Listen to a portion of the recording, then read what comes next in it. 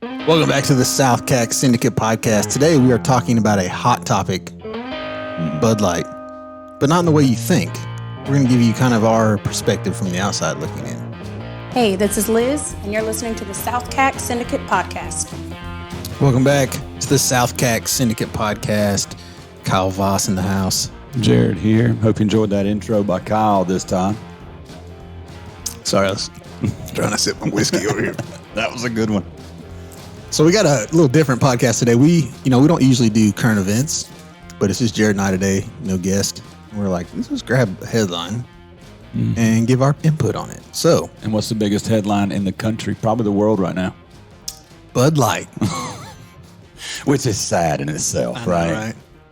And so what we want to do is we kind of want to analyze this as entrepreneurs, business, savvy guys. We feel like we are, at least. Marketing. We feel like we're marketing guys, and just kind of look at this from a business side, the business and marketing side, not necessarily the two sides politically and what have you. Everybody has bashed it enough. We want to get into the meat, so to speak. Yeah. Try to figure out what the thinking was behind it. If it's good, if it's bad.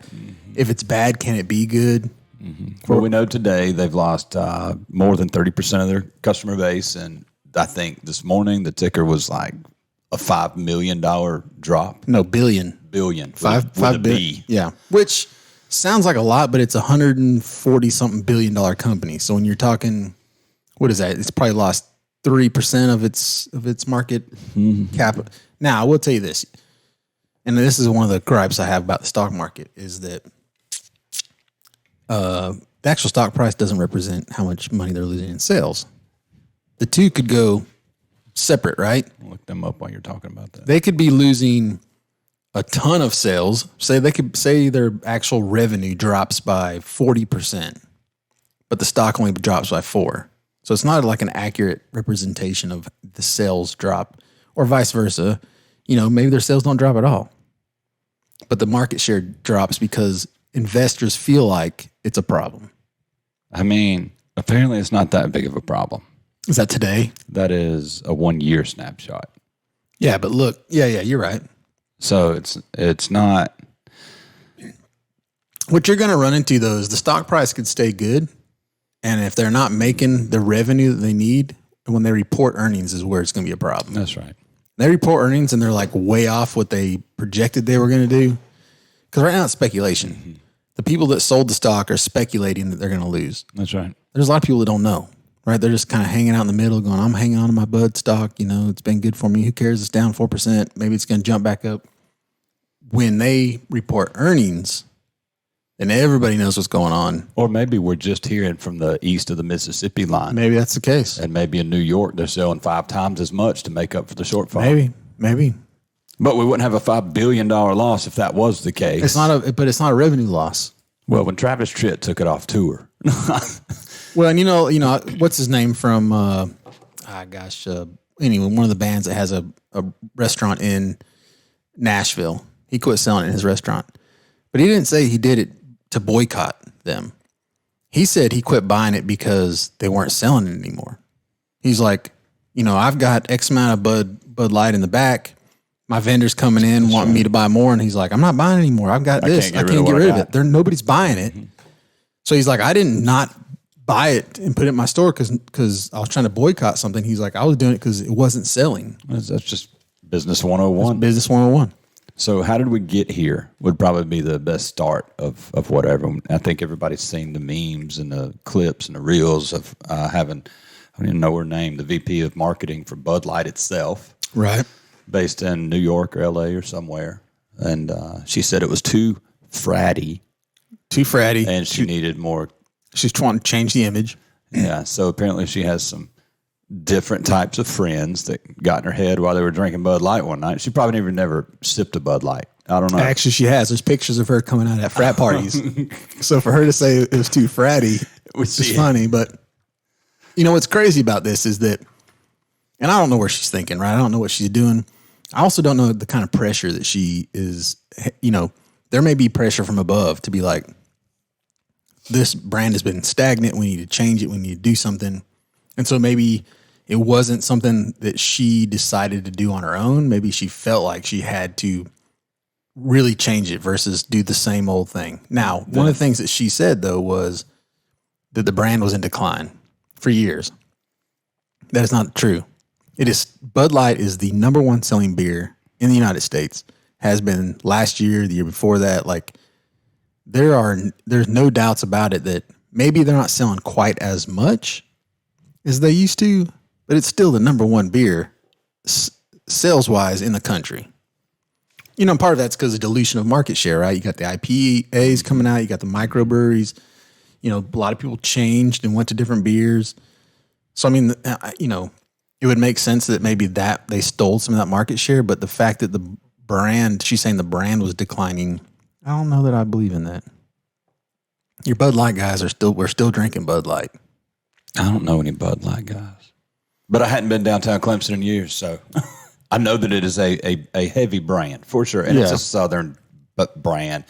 You go to a bonfire at 10-1, you're going to have Bud Light in somebody's cooler for sure. Yeah, you know, but for these artists to kick it off tours, like that's going to make a big deal. Like, I love these guys that say, I'm never drinking Bud Light again. I'm going to Modelo to support a real company. Well, same company that makes Modelo makes Bud Light. Yeah. Like, so we looked it up. We did a little research before the podcast started. Chances are you're drinking Anheuser-Busch. Anheuser-Busch has 500 products they make. Now, what happened was, because I actually experienced this myself, when IPA started getting popular, and you know, I was loving these craft beers. I was wanting to support local small business. But Anheuser-Busch was coming along buying them up. So like Wicked Weed, I think Goose Creek or whatever it is. So they were buying them up, and it was kind of making me mad because, you know, I was all about supporting the small guy, and they're coming in and swooping up all these small players. Actually, they were big players in a small pond. There's nothing wrong with that. Nothing wrong with that. And honestly, on a business side of it, like if you've got the ability, you do the same thing. If I'm Anheuser-Busch and I'm running the company, I'm doing the same thing because when the IPA craze came along, they're like, man, we're not in that business, but we can be. We got enough cash on the sidelines, so let's just buy a bunch of them. So I get why they did it. It makes sense to me as a business owner. I would have done the exact same thing. It kind of killed it for me though, because to me, it's not a craft brew now. If it's owned by Anheuser-Busch, it's a... No, that's right. Right. So, anyway, yeah, we were kind of laughing because they own 500 different beverages from, name some of them. Castle. A lot of your Puerto Rican, South American beers are manufactured here and sold over there. Modelo's. Yeah. It was not New Braunfels. That's a city in Texas. New Belgium something. Yeah, something like that. I had it pulled up earlier, but I mean, it was. I mean, they're in the seltzers. It's half of your local dive bar. It's half their cooler. Yeah. Yeah. Well, they control the market because they're also distributors in a lot of states. Right. So in South Carolina, K&W. Yeah, in South Carolina, say me and Jared started a brewery. And I think we've talked about this in previous podcasts with some of our brewers, but if we made beer here, we could not put that in a truck and take it to the local bar one block away and sell it to them. And South Carolina is one of the very few states that run that way. Right across the border, North Carolina, you brew it, you can take it to your local restaurant and sell it. So the laws are changing as we speak, but still. And then they control the market here. So to kind of full circle on this, if we had a brewery, we'd have to basically give our beer to Anheuser-Busch. Get it tax stamped. They would take it to their warehouse an hour away, tax stamp it, do whatever they want, and then bring it back and deliver it one block from where we made the beer. That's right. And then there would be, there's obviously, they make a cut in the middle of that. So we couldn't, if we could sell it one block away to our buddies who own a tap room, we could sell for X. But then we have to, if we go through, a distributor has to sell for a little bit more because we got to pay their cut too. So anyway, they got their hands in that. And obviously if they can control that, they're not going to let that go, I wouldn't think. Everybody says it's the worst marketing decision of United States history, right? But I've never seen the world talking about one product so much as they are today. Was it really a bad decision? Well, and that's kind of what I wanted to get into too. Like my Uncle Greg always told me, he's like, look, even bad publicity is still publicity. Yeah. And we're here right now. Can you tarnish a brand though? Yeah. With bad, I mean. Yeah, I think for a little bit. And then they see, and you know, we've talked about it in another podcast. Like I think with Brad Price, we were like, when you make a mistake, it's actually the best thing that can happen because how you handle that mistake. That's what everybody's waiting on. Yeah. So I feel like, and I don't know where they want to go with this. You know, they may stick to their guns, right? They may be like, no, we believe in what we did. We're not changing. We're gonna ride this out. But they could also, and this is what I would do, is get back to your customer base, right? And, you know, be honest with your customer base. I honestly believe they could come back and say, hey, we messed up. This is what we're going to do. You know, we're going to apologize for what we did, but we're going to create another brand. Mm-hmm. It's not Bud Light. And that's the brand we're going to market to, you know, the non-fratty. The other demographic. The other demographic, right? I think it's very important for a brand to get out of their comfort zone with marketing. I think you don't grow without doing that. But if you alienate your customer base, your foundation by doing that, you made a huge mistake. Well, I think that the interview that the VP of marketing did, I actually think made it worse because who cares that Bud Light is a fratty beer? Like if it sells 500 billion in a quarter. Exactly. Yeah. Like who cares that it's a fratty beer? Like let that demographic have that beer. That's right. Like create something else or market something. If you got 500 brands, don't take your number one. Yeah. Take number 6, right? And then market that to different demographics. And then you can cover all the demographics under the same umbrella versus like you're taking one and then you're kind of stomping on the fratty guys by saying, you know, we want to change it. We don't like this fratty, you know. No, they're buying all your beer. Like, why would you want to change that? I think that's the biggest issue. I don't think it's an issue of how they marketed or what the marketing was. I think it's the fact that they were like, we're trying to get away from what we're known for and do something else. Mm-hmm. But that's a bad decision business-wise for me, at least. I would think, like, leave that demographic alone. They like what they got. You like what they got because you're making a ton of money on it. That'd be like KillFab, your apparel company that you have, marketing only to florists. Who have nothing to do with what you started with. Marketing to florists and saying, we don't really like these welder guys. Yeah. We're trying to get away from them. But we see value in the florist. A better decision would be to do a spinoff under the same umbrella to market the florist. Leave the welder guys alone, right? Let them buy all their KillFab stuff. Wear it, you know, identify as, you know, basically showing the outside what they are on the inside. Mm-hmm. So, I mean, you know, I don't get it. I don't understand. Maybe they have bigger plans. I guess we'll see. It'd be interesting to see how it plays out. Well, who was when did you hear the news, so to speak? I don't know. I think I was just flipping through and I seen like Kid Rock. First one I saw. Kid Rock. Yeah, and I'm like, what? Why is he shooting his Bud Light? His grandpa here, and he's a little irritated. Yeah. You know, F. Anheuser-Busch.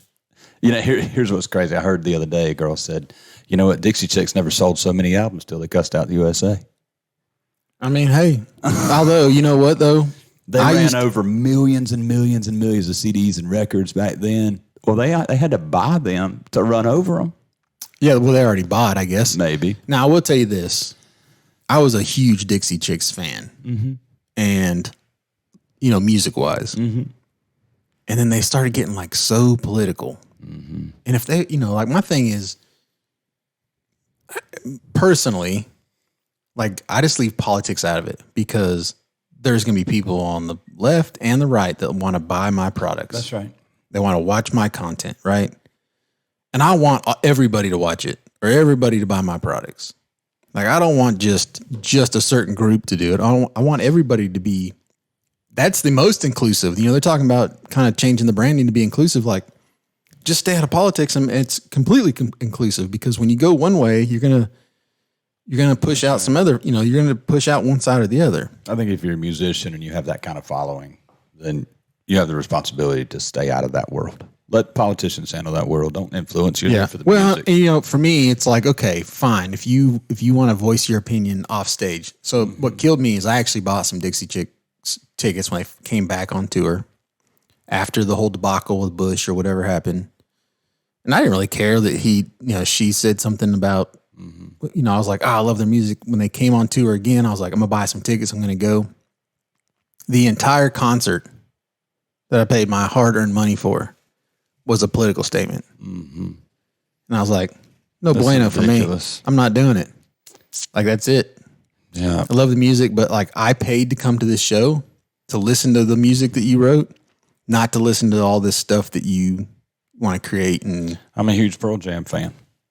Eddie Vedder did the same thing when he wrote Bush Leaguer. Got out on stage wearing a George W. Bush mask.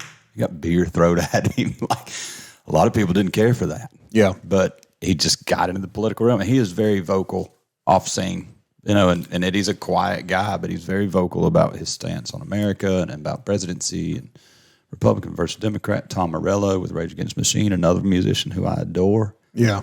Just, man, stay in your lane. Yeah. Well, be a musician or run for office. So let me kind of spin this on you and for those listening, maybe give you a different way of thinking, because this is kind of how I think about it. And really it comes from church for me, which is kind of weird. But what if, I'll give you a scenario.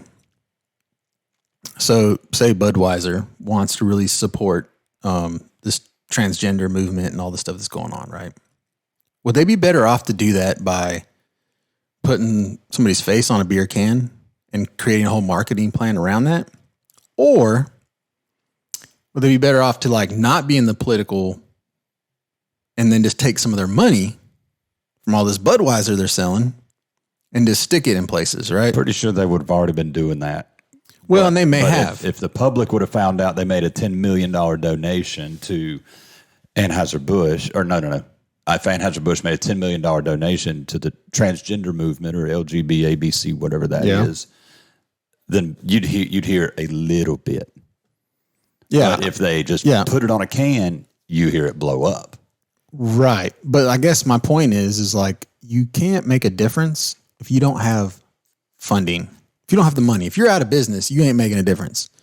If you basically kill your platform to the point where you can't speak anymore.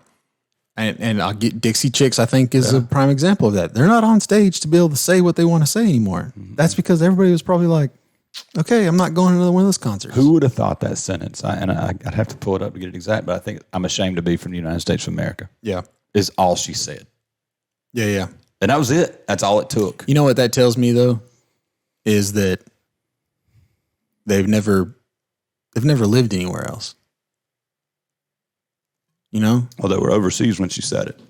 I do know that. Oh, okay. So she was just talking out the side of her mouth, basically. But here's the other crazy nugget out of that whole discussion is it was before the internet that we know today. It was radio DJs that we were listening to on 92.5. It was on the news, though. Yeah. It was on the news. So it's could you imagine that today? Yeah. And she was still getting death threats years after the fact. But then she came out and blew it up with Not Ready to Make Nice. And that song just melted the number one spot for a while. And then crickets. Like that was all they had. And even the video of that, I can see that in my head, her on a chalkboard. I will not something. She wrote it down like 50 times, like our punishment when we were kids. Right. There'll never be a super group again. They may come out with another tour, and they might could sustain the tour as well. But yeah, I just never understood because it's almost the same exact thing like Bud Light did, where they're killing their core demographic. I mean, their core demographic was, Southern country, probably, if I had to guess, mostly conservative. I mean, you're in country music. I would guess that, I don't know what the spread would be in country music, but you'd have to think it was conservative, right? Yeah, for sure. I mean, was. I don't know about all the now Luke Bryan folkies. They're definitely conservative folks, I would guess. Some of them. They all look the same. I know that. But I laughed when Travis Tritt made his announcement. I don't agree with that. I'm pulling all the Bud Light off our tour buses. Michelob Ultra only. Yeah. Oh boy, that's an impact. Yeah. Maybe it was their least selling beer and they needed to readjust and take it off the shelf completely and come up with a new product. I don't know. Oh, maybe that's, you talking about Bud Light? Maybe. I don't think so, though. I think I actually looked up, and it was Bud Light itself. The actual blue can is the number one selling beer in the country. You know, which goes back to what we were talking about before. Like, why would you not just create, if you got 500 brands, take another one. Did you bring me one of them Bud Lights? Oh, okay. Not a Bud Light. Who's it made by? Kentucky Barrel. Anheuser-Busch. No, it's not. It is not. So anyway, it's yeah, I don't get it. Maybe they got bigger plans. Well, Bud Light needs to take a break, just like we do. We'll be right back. Let's face it, shopping for insurance can be time-consuming. When it comes to your auto and home insurance needs, make things simple and trust your Allstate experts. They will help you get the coverage that fits your needs while helping you bundle your auto and home. Bundling saves money, sure, but it also saves you time. So you can enjoy the things that matter most even more.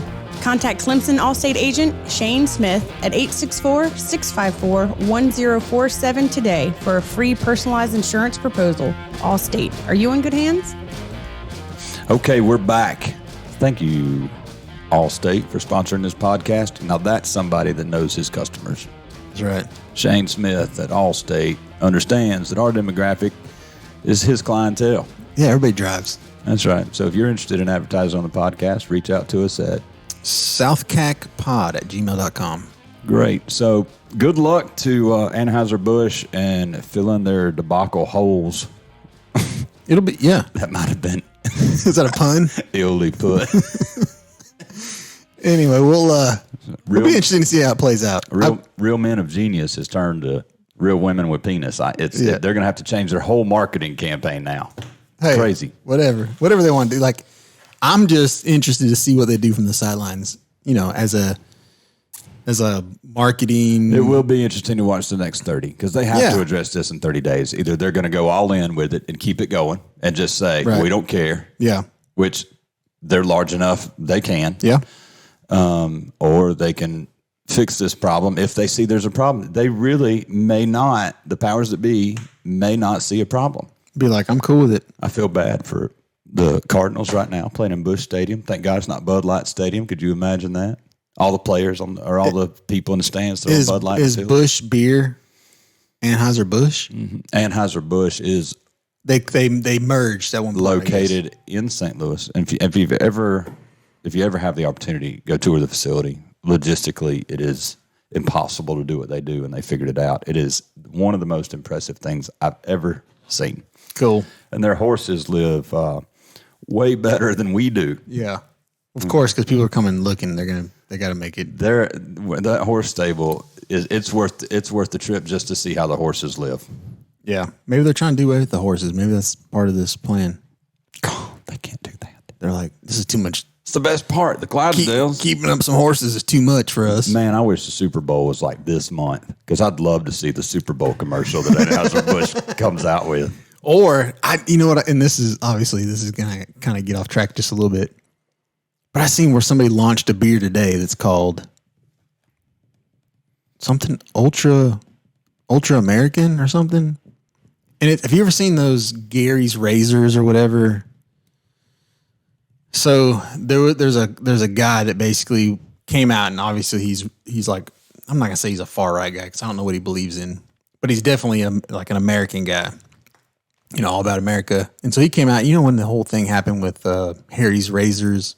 Apparently they talking about shaving razors. Yeah, Harry's Razors. Like Kate came out and did something that was apparently a lot of people didn't like. I don't even know what it was. I'm assuming that it was anti-American, just based on what this guy did. So this guy comes out, creates a razor company, and does these commercials and basically says, you know, they don't want your money. I want your money. You know, all this stuff's made in America. And he comes out with these commercials. I'll show it to you after the podcast. It's pretty interesting. But I don't know if it's the same group, same guy, maybe a different guy, but the same kind of plan. Launches a beer, and it's like an all-American beer. I'm like, I don't know how he did that in that short of a time, unless it was already in the works and they just changed the name right at the end. Sure. But very interesting because he could instantly take a 0 to a hero if you can get all the frat boys to buy it. Yeah, but I mean, everybody in the world's trying to play that game right now. I mean, we're at the peak of and you got distribution problems too. That's the other thing. Like if you can't just go to the local place and buy ultra American beer, whatever the hell it's called, then they're not going to buy it. They're going to buy something else and go to the party. There's no beer more American that will ever be than Billy's beer. Billy's beer? I think it's Billy's beer. I should have looked this up. Jimmy Carter's brother, our former president. Oh, yeah, I think I heard something about His this. brother was the winner of the Carters. One of the brothers went to become president of the United States. The other one on the peanut farm and made Billy beer. Billy, I think I have heard about that. Obviously, we're not in production with Billy's beer right now, but that's the segue back into all-American beer. There you go.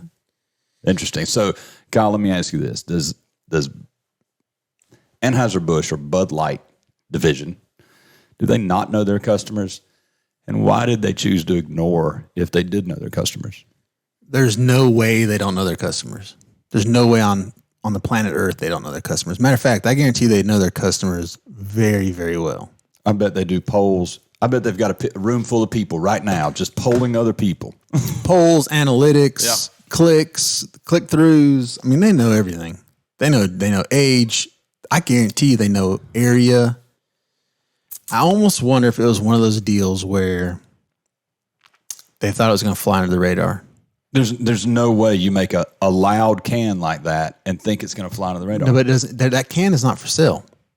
That can only went to her. Oh, that is right. Yeah, because next door at West & Co., I think they tried to order a case and they said they can't get them to us. So I think maybe they felt like they could just send her a couple cans, 6-pack or whatever it is. Her followers are going to enjoy it. They're going to go buy Bud Light. All the frat boys aren't going to see that. So you're telling me, let me make sure I got this straight. One influencer off of Instagram corrupted a whole division of Anheuser-Busch. Yeah, I think she's a TikTok influencer. I think that's where she's really big, but yes, one influencer.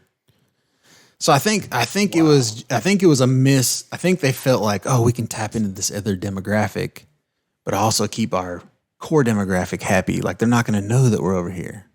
They ought to put those two demographics in the same stadium as a mixer and just kind of say, hey, do y'all have Bud Light in common? Whatever. But anyway, I think the huge mistake was that the VP got online and started talking about the fratty and started kind of downing that they were trying to change the ways. If they would have stuck with what they had done, they'd probably be in way better shape. Like, we're cool with the frat boys, but we're also trying to include other demographics as well. Right? We're trying to be inclusive here. We love both of you. That's not what she said, though. It was like, no, we're trying to downgraded the college crowd. We're trying to change the ways. Is kind of the way she pitched it. Yeah, and I think that's what is really going to hurt him in the end.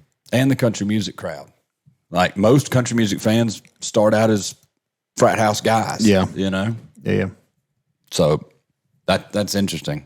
So with KillFab, your YouTube channel. Yep. Do you just put content out there because it's your content? Or do you know by now, you're 400,000 followers deep, do you know by now who your audience is? And do you kind of cater your content around your audience? So, yeah, the opposite, right? Like, I'm not trying to cater to demographics that don't relate to me.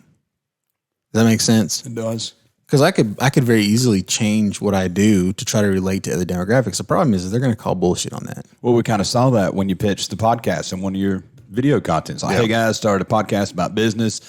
We got a little bit of traction, but most of your guys are in fabrication. They don't want to have time to listen to a podcast or want to listen to a podcast. But so my thing is, I've always been a firm believer in stick to your core values, stick to the things that you believe in, stick to the things that make you happy. You know, for me, especially if you're going to create a business or a job, you got to love it. You got to show up every day. Mm-hmm. You know, you got to be there to do the work. And if you're not really interested in those things, whatever it is you're doing, you're gonna kind of fizzle out after a while. Mm-hmm. And it's a long game. Yeah, when we had a meeting in Greenville the other day, we had several. SouthCack is going through a growth spurt right now, so we're trying to figure that out. And in the meeting, somebody asked, well, so what are you trying to do here? And I said, well, we know that there's an audience that doesn't want to wear a pastel Southern anything shirt. Yeah. So we're filling that gap. Like that's our audience. Now we'll cross over and grab some of these other guys that are wearing some of the other Southern brands. My personal opinion, what you should do with SouthCack is not necessarily try to figure out where the gaps are. You should just have a North Star of, we are Southern pride. We're our South Carolina pride apparel. and we're gonna make stuff for everybody. We're gonna do the pastel, whatever would you call it a minute ago? Pastels. Pastel. Yeah. We're gonna do the pastels, but we're also gonna have this line that's not. It's more of the hiking, fishing, and then we're gonna have this line over here that's this, Whatever. right? And just make your North Star higher versus trying to like make your North Star in that little keyhole, it's a South Carolina Pride apparel. Well, my North Star for SouthCack is, will I wear that? Yeah. That's it. And that may be a good thing, but do you feel like you're limiting yourself? Because I'll tell you why. Because my biggest failure in life is that I think everybody thinks like me, and that sounds like a weird. No. Sounds like, and it took me a long time to figure that out, dude. That's why we're the only two at the table. No, that's not right. But I mean, even as far as like what I want to buy, and I fail with this all the time on the YouTube channel. If I just had cars that I just drove and did burnouts and crashed them and just raised hell, I'd have way more viewers, way more subscribers. But I'm not. I like want to dive deep into the like TIG welding and make this and make that. Dude, most people don't want to make shit. They just want to like see some dude like doing a burnout. And so the failure that I had was that I thought everybody was like me. There are very few out there that want to do what I want to do and can do. Either way, it doesn't matter because I don't care. I want to inspire people to do. And if they just want to do, then my content's for them. The problem is very few even want to. Obviously, there's almost 500,000.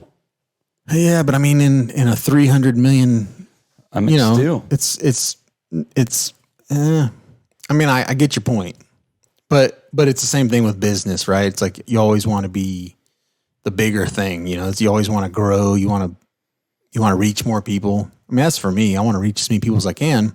I would love to inspire a whole generation of do-it-yourself fabricators building their own projects and, picking up welders and, whatever, having machines in their garage to cut and grind and do whatever. But what I'm finding is that, a lot of people don't want to do that. They just want to like see somebody do a burnout. Mm-hmm. They just want to live vicarious. And I think that's kind of, some of my viewers have the interest, but probably never pick up any of those tools, but they have enough interest where they can live vicariously through what I do. Mm-hmm. But there are a lot of them that have no interest.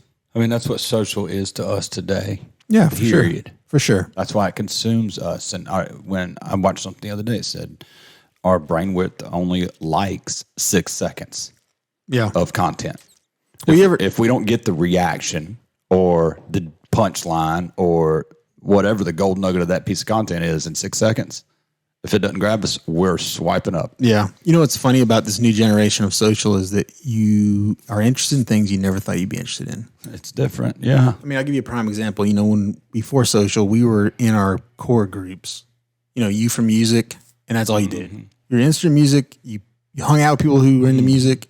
You listened to music. You played music, like that was your gig. Or when you started getting in the corporate world, then it kind of changed to where like you were influenced by maybe that's right. people that had planes or had, whatever. For me, same way. Like I was into cars. I hung out with dudes that had cars. We raced cars. We work on cars. That's all we did was cars. Now I'm on social and like I get hung up on these like dudes making knives, which I guess is kind of the same thing. Or, I'll send you a bunch of dudes just trying different drinks. 3D printing and things like that. Yeah. Or ASMR. Like we were talking about dudes just cooking.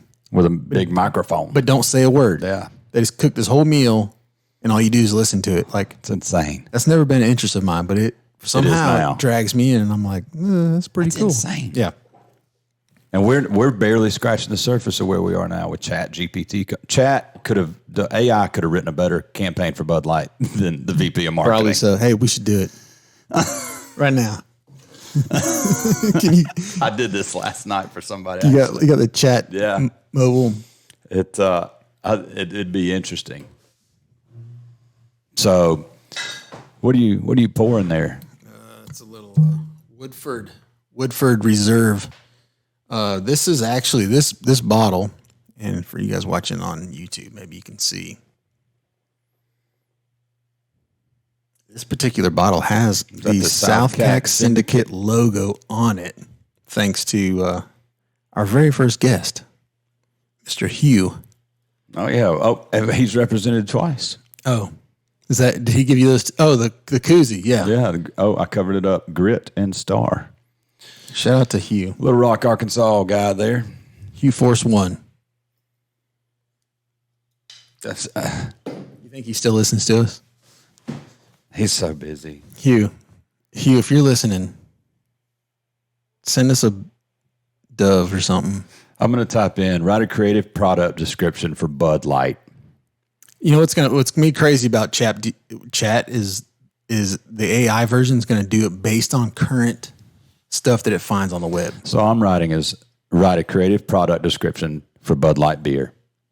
And we'll submit this.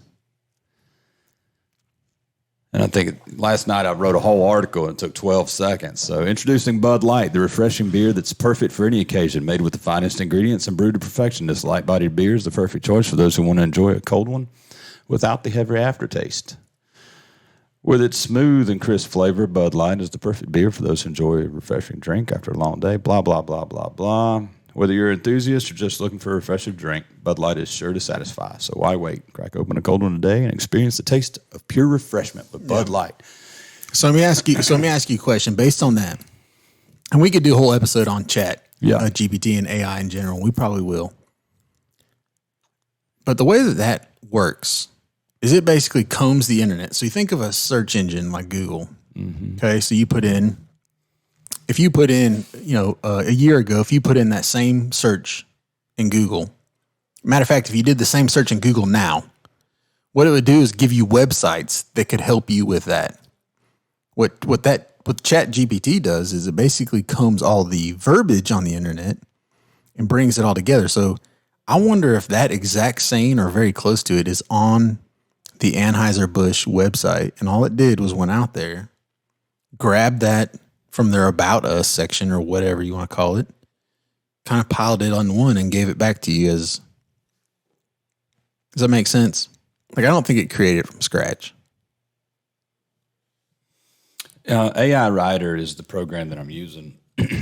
And it's really scary. And we do need to do an episode on this. There's some songwriter guys that are pissed that this technology exists. Yeah. I wrote a song right here in front of you. Because there's a whole category. Yeah. Would you like to write a song? Give me the topic and 3 things you want in it. All these ads that are popping up. Oh, he surprised me with my own custom song. Yeah. All that is AI. Yep. That's why you have to fill out a survey. So hold on. What's funny about this is, a month ago? How long was it when I introduced you to ChatGPT? 2 months ago? 2 months, yeah. So 2 months ago, I walk into the podcast room. I'm like, Jared, have you heard of ChatGPT? He's like, no, what is that? I'm like, watch this. Knowing he's a musician. So I type in, write a country song that talks about a guy named Jared who lives in Mount Rest. And I put it on all these things that, are about him. And not only did this thing spit out the lyrics, but it told you all the, what is it of a song? Chord progression or the breakdown of verse, chorus, bridge. Yes, it told you the loop, all the stuff. It told you what it was, and it spit out the verbiage as fast as you could possibly type. Yeah. So I just typed in, write an article about why the marketing for Bud Light beer marketed a beer for transgenders. It spit out about 6 paragraphs, and here's how detailed it gets. I'll just read the first paragraph. It was recently reported that Bud Light, the popular beer brand, has launched a new marketing campaign specifically targeted towards the transgender community. This campaign is called Bud Light Out and is aimed at celebrating and supporting the LGBTQ plus community. The campaign has significantly stepped towards the inclusivity and diversity in the beer industry, et cetera, et cetera, et cetera, et cetera. And it goes on and on and on with detail. Right. They could have used that and done a better job than this broad did. Just put it out there. I'm telling you. Or go into your fan base or your end user base and ask. Yeah. Guys, we need some new ideas. If you were to put a open call to the best commercial a fraternity house could put out and submit it to Bud Light and we'll play it, you know how many submissions they would have had? Well, and back to what we were talking about, I think they could have picked one of the other 500 brands. George Strait is probably losing his mind right now. That's the Bud Light guy. I mean, he's the king of country music, man. Yeah. Bud Light has been his, what is, like there's so much stuff that's going to ripple effect out of this. Yeah, it's crazy. Like I'm really going to enjoy sitting on the sidelines watching how they kind of play out of this.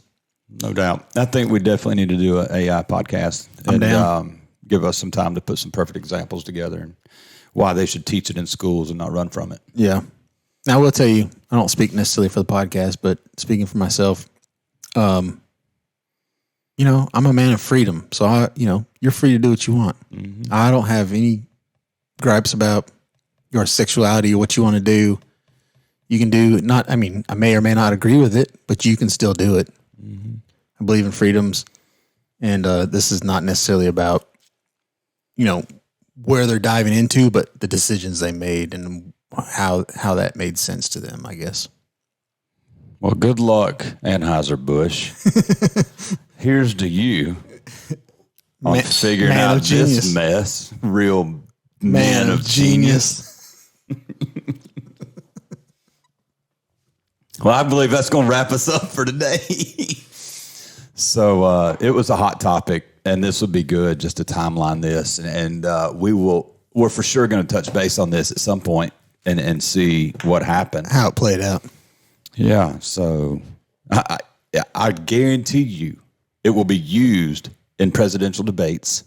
Like this will be a blip on the map. Yeah. Mr. So-and-so, do you drink Bud Light or not? That's right. Oh, I support everybody.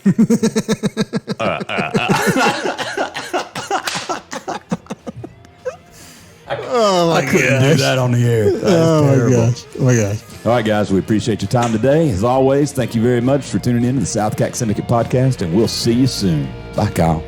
See ya.